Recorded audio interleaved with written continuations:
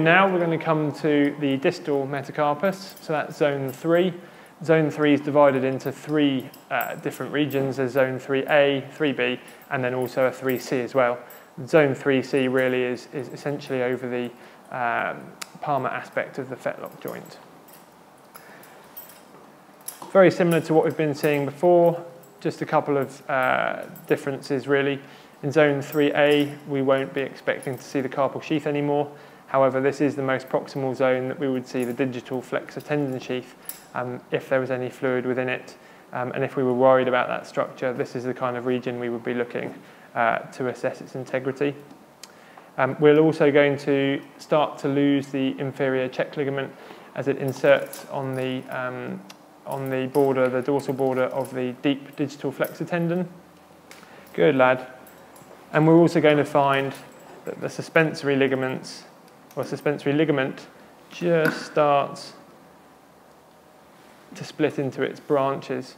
So with this frozen image here at zone 3A, we can see that we've got our superficial digital flexor tendon as before, deep digital flexor tendon, our accessory ligament or inferior check ligament starting to look quite thin as it's fading away there and merging into the deep digital flexor tendon. And then also we can see that our suspensory ligament is still a single unit, still a single structure, but it's starting to just look like it's got almost maybe a dumbbell shape or a peanut shape, and it's got those 2 lobes, one laterally and one medially. Coming slightly further distally into zone 3B, if we get a frozen image there, we can now see that the superficial digital flexor tendon is really starting to thin out and become crescent-shaped and quite strap-like. The deep digital flexor tendon is becoming more and more ovoid. The inferior check ligament has essentially disappeared as it's merged with the deep digital flexor tendon. And then below that, we can no longer see one single structure of the suspensory ligament. It's become 2 separate branches, so the medial branch and the lateral branch.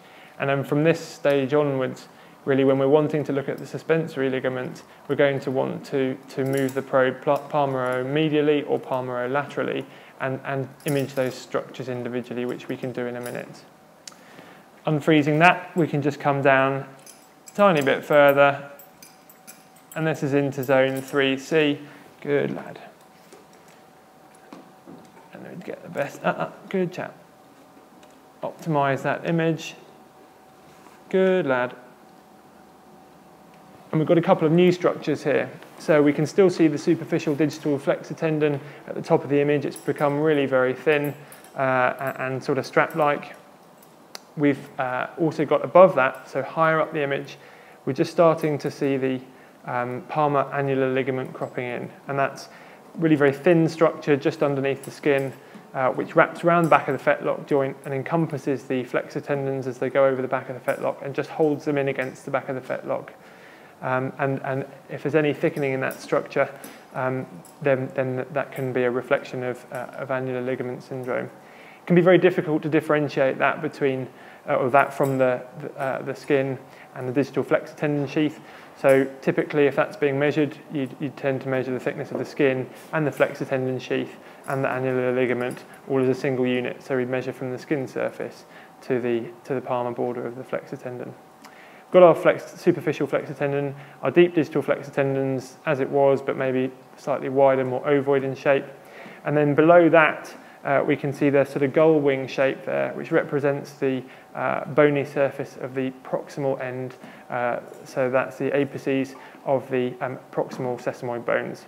And then between them, that grey structure we've got between them is the intercessor Maudine ligament, and that's forms one of 4 pairs of ligaments on the back of the fetlock that support the sesamoid bones.